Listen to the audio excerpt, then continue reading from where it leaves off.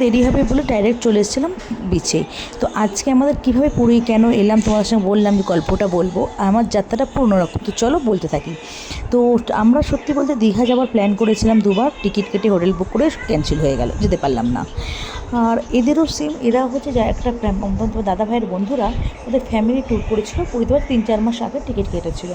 তো হঠাৎ করে এক সপ্তাহ আগে, ওদের এক সপ্তাহ না 3 দিন 4 দিন থাকা অবস্থায় ওরা হঠাৎ করে বললো আমাদের শারীরিক অসুবিধে আছে, আমরা যেতে পারবো না।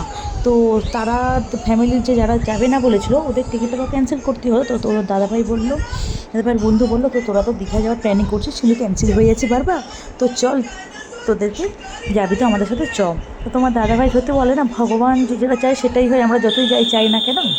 তো জগন্নাথ দেব ডাকলো, তো জগন্নাথ দেবের কাছে চলে এলাম। তো বললাম তাহলে চলো, বলেই 2 দিনের মধ্যে প্যাকিং করে আমরা চলে এলাম জগন্নাথ দর্শন করতে। তো এই জন্যই বলে ভগবান যা চায় তা যায়। তো জয় জগন্নাথ।